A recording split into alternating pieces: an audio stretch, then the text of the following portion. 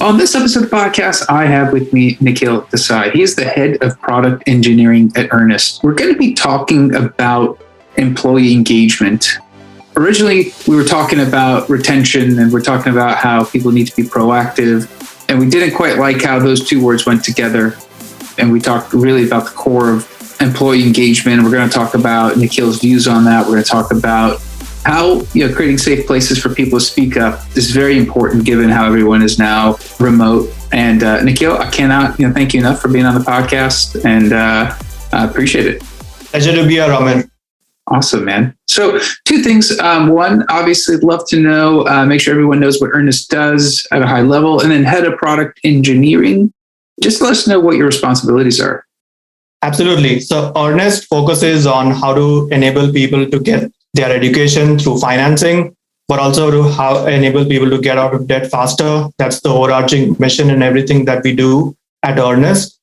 I personally am the department head for product engineering, which is part of the Earnest engineering team. And our mission is to provide new products, new features with speed, quality, and with customer focus in mind. Awesome. It's an exciting place. I know you guys are going through a lot of growth. Things are moving at a fast pace. And obviously in this market, hiring is hard for everyone.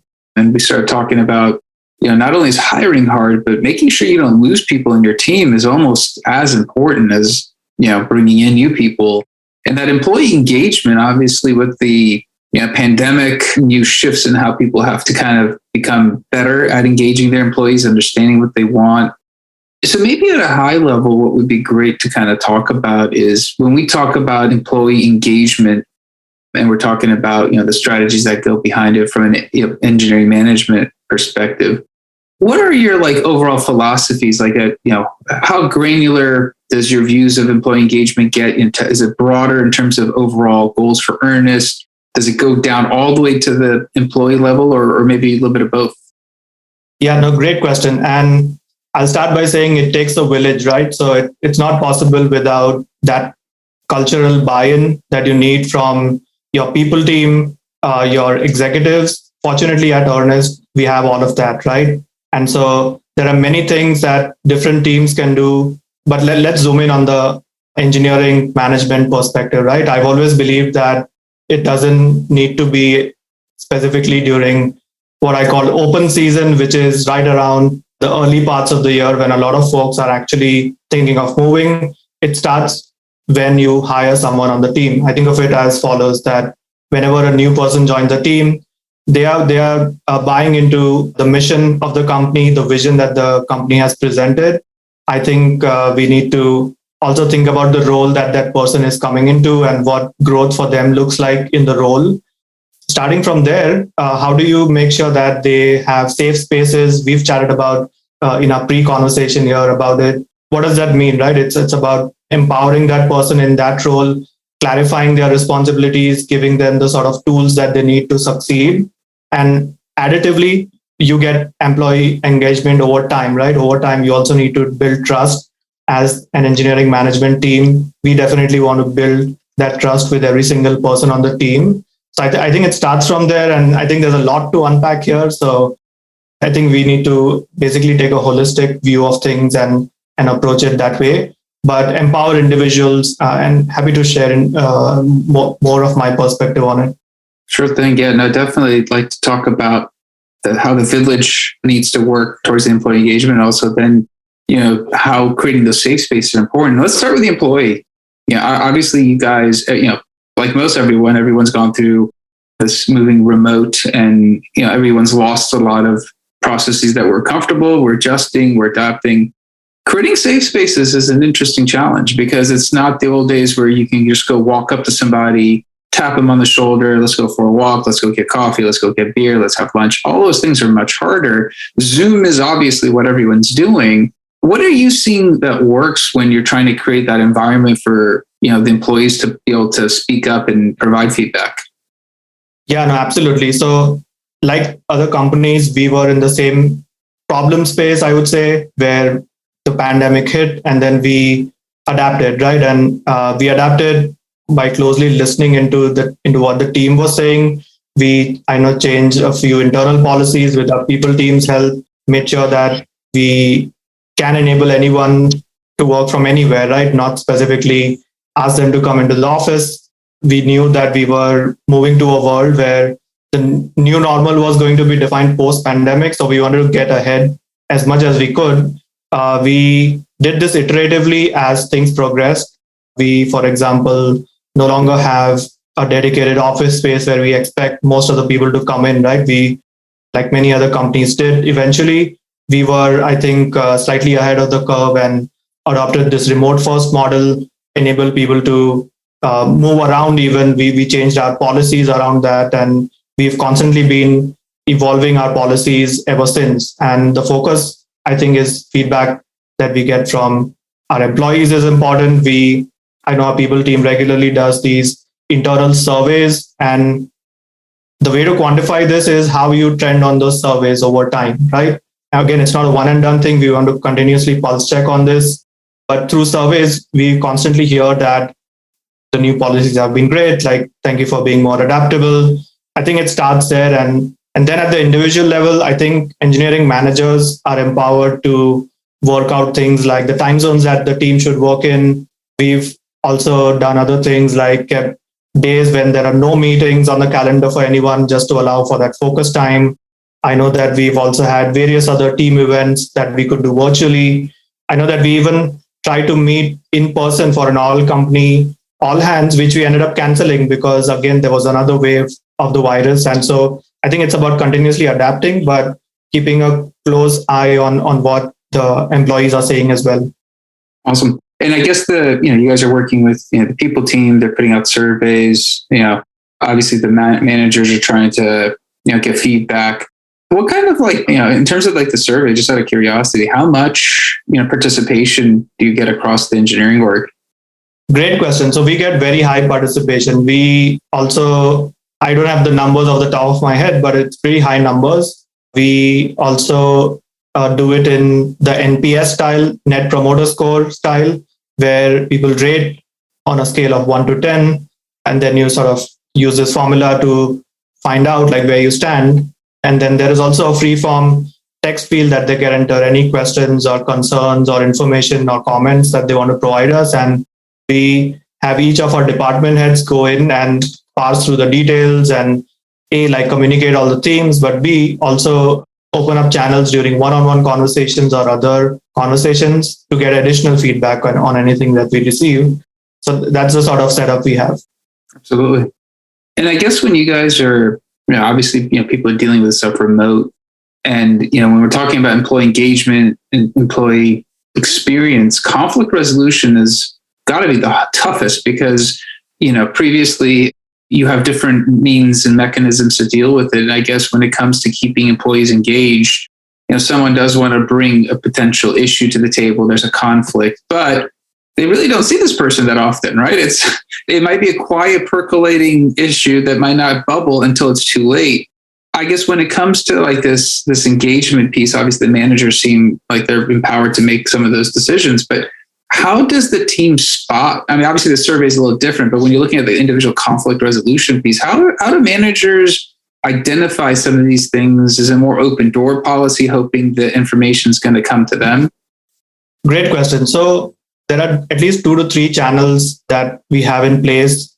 We do team retrospectives every 2 weeks. Each of the cross-functional teams that work together on focused projects, we call them squads internally. Each of these squads will do team retrospectives, and it's a very small circle of people who are working very close together. So that creates that space safe for anyone to come up with any team specific issues that they are seeing. Maybe it's something related to product development. Maybe it's the lack of some resource. Maybe it's anything at the team level, right? Separately, individuals have one-on-ones with engineering managers very frequently. We have been, I think, very proactive on keeping a close tab on whether individuals are, again, empowered in the sense that they have the right set of tools, they have access to the right support group at work. And so those are the 2 channels outside of the ERPS channel that I already shared. Our CEO also maintains this email handle that anyone can use to basically reach out directly to him and tell him things candidly. So those are the 3 to 4 channels that we have in place, which have worked well over time. I think that even though we are remote, even before the pandemic, actually, we were hybrid. We did have a certain percentage of the team remote. And those folks always used to complain about the fact that it's not a level playing field. Maybe they feel left out of hallway conversations. I see the trend that now it's much more of a level playing field for everyone, including those folks who chose to be remote right from pre-pandemic times. So in that sense, it has actually helped a little bit. A lot of folks have also put more value on meeting time and Zoom time. I think in the first year, we were saying that let's all be on camera, but we sort of evolved that to say, oh, be on camera if you're comfortable, but you can go off if you really need to. If you're feeling the stress by being on camera, then maybe that's not the thing to do, to also doing things like the no meeting days that I talked about. So I think a combination of these things, I think, have helped over time. Absolutely.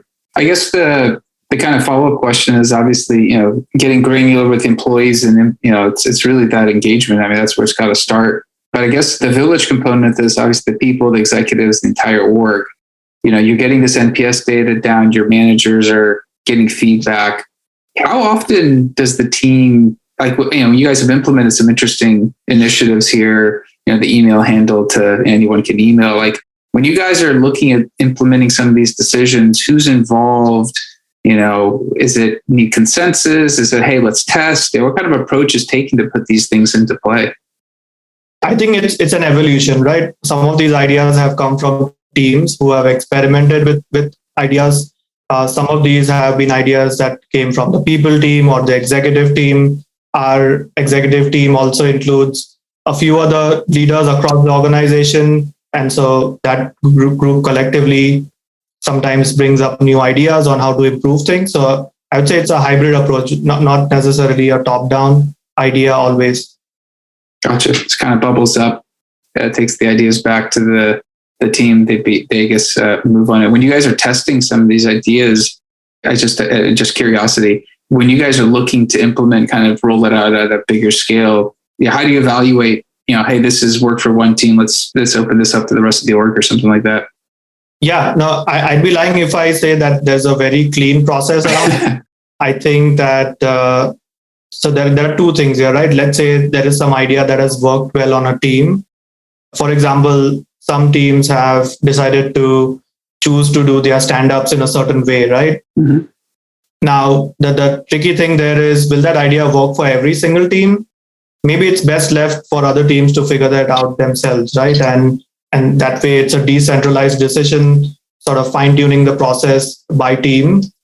On the other hand of the spectrum, there are other ideas that definitely make sense to improve, right? For example, if someone comes up with some idea on how to move away from a rigid process, right, around any of our software development practices, then maybe it makes sense to sort of advocate for that idea, try it out in other teams as well, and then maybe roll it out much more widely, right? So I think it sort of depends on what the idea is and whether or not it makes sense to let teams figure it out themselves or advocate for it a bit more before deciding one way or the other. Absolutely. Yeah, every company has company values, and I guess, making sure they're aligned with, the employee engagement, the surveying, identifying the trends. Like, when you're looking at the company values and you're looking at the employee engagement, I guess from your perspective, when you've evaluated even for yourself, when you joined the company, how closely are you seeing that alignment so that, people can kind of, see the bigger picture? Great question. So I think when any company defines values, I think they usually come with a lot of questions, right? Meaning, if you're in engineering, if you're an engineer working on a specific thing, how do those values translate to you? I think every single person in the management change is sort of responsible for translating those companies' values as they've interpreted it, after aligning maybe with their peers and their direct managers to sort of propagate them down to the next level, right? So each person can relate to what those values mean with respect to their own work.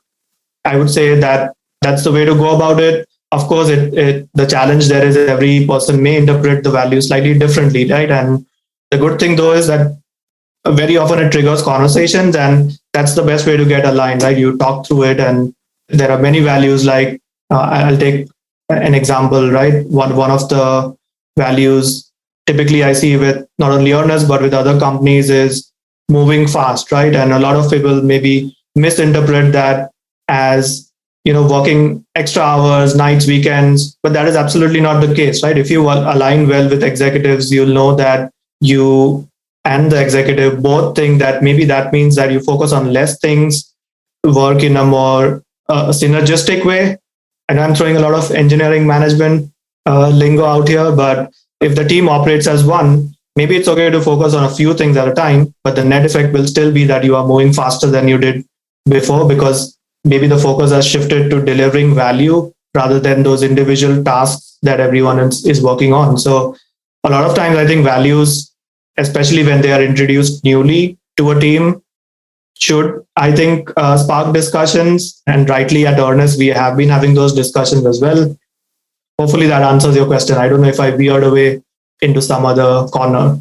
No, I think you did. And I think you definitely, it sounds like company values support, like, the employee engagement perspective. I think it certainly makes sense. And, I guess even through the onboarding process, I mean, you could look at employee engagement, because buying in and understanding how, each company, how you're joining Earnest, you guys have your own way of doing things, your own rituals, your own processes, having somebody who's completely from ground zero to getting up to speed without getting frustrated, without having an outlet for frustration, because obviously they don't trust people yet. It's a slow process.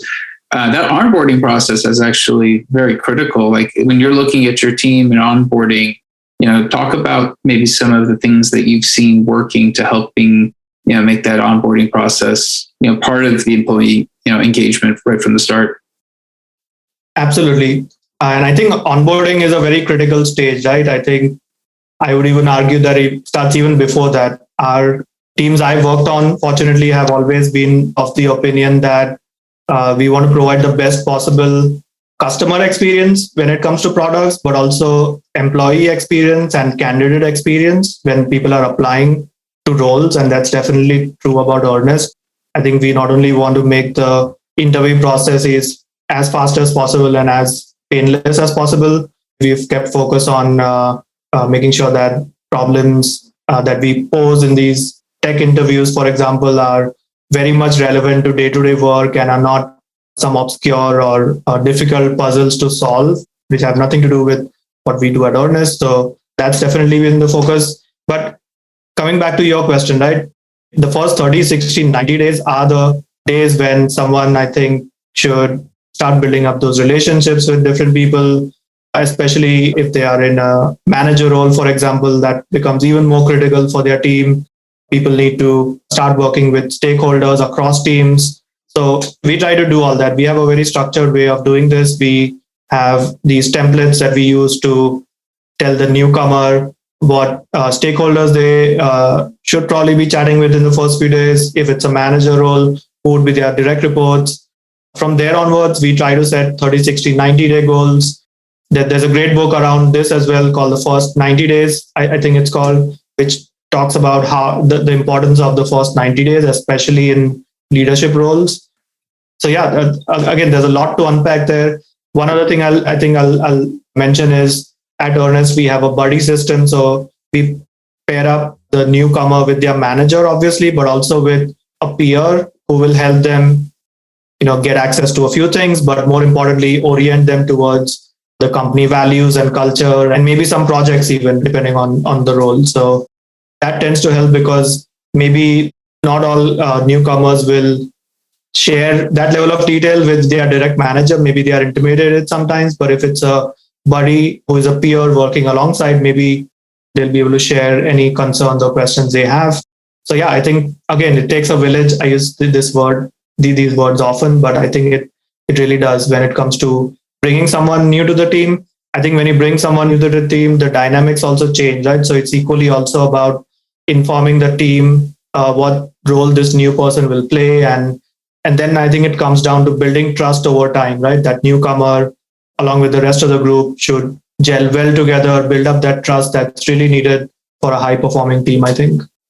Yeah, I agree. I think onboarding starts when your team's interviewing someone. That's their first interaction. They're starting to believe and trust this person can come in and do the job. And I think that's it's very different when you get everyone buying into hiring an employee versus, some people have doubts, and you can see how that person has to overcome some of those things, even through some undefined biases people might have. So I think you're right. Yeah, that onboarding piece it sets the tone. I know obviously we could talk about recruiting and their engagement to the team and to the hire, but I think when it comes to your team from the engineering side, getting that first face time with people, I think that goes a long way.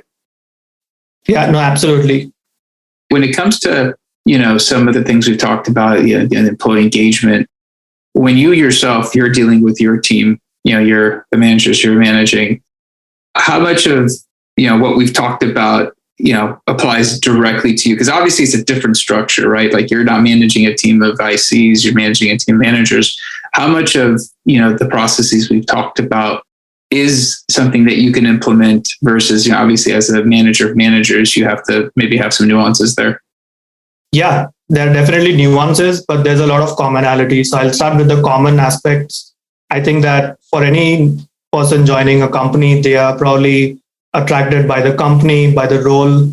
So it's about, again, like giving the right set of tools to that new person, building up that trust over time, putting them in a challenging but not overwhelming space where they are excited about those challenges, but also are not, drowning in that challenge, right? And that I think applies to everyone. Where things are different, I think when it comes to engineering managers who are frontline managers, they also need to in turn build build good relationships with their team members, sort of become up to speed on the company's processes to a certain extent. But I always encourage folks to bring their own perspective, their fresh perspective onto things as well. That obviously has its own set of challenges, because on the one hand, you want to start building relationships and not prematurely try and make too many changes. So again, it for me, it's about coaching, sometimes depending on the level of experience. In other cases, I also learn from new engineering managers that join the team as well, right? For me, also, one of the exciting things is to learn from every single person that I meet with. So I would say there are nuances, but lots of similarities as well. Interesting. I think there's so much. The concept of employee engagement is so vast. I mean, we could probably have separate podcast episodes on almost every one of these slivers we've touched on, but I think it's been great to kind of hear your perspectives. I'm sure other people are, dealing with these same exact things. Some people are, testing and experimenting just as you guys and trying to find the right recipe. If someone, listens to the podcast and they're like, hey, I want to, hit Nikhil up to talk about, something you mentioned, is LinkedIn a good way, Twitter, email? What's your preferred way if somebody wants to get in touch with you? Great question. So LinkedIn is the perfect way. I monitor LinkedIn pretty closely. We also use LinkedIn for recruiting internally at Earnest as well. And many other companies I work for have done similarly. So LinkedIn is the perfect medium to reach me at. And I should be easy to find as well on LinkedIn. Okay. We will include the show notes, the link to your LinkedIn profile on the show notes as well, just to make it easier for anyone who's listening. Hey, man, I appreciate your time. Thank you for being on. Yeah, this was great. Thank you so much for having me. Absolutely. That's it for this episode. We'll be back again, different guests, different topic. I always ask for two things. One, if the podcast was in any way useful, share it with somebody else that could find use for it. It's how we've been growing. So I appreciate everyone who does share the episodes. And also, if you want me to talk about a specific topic, please let me know. Hit me up on LinkedIn. Let me know. I'll do my best to find a speaker. Until next time, goodbye.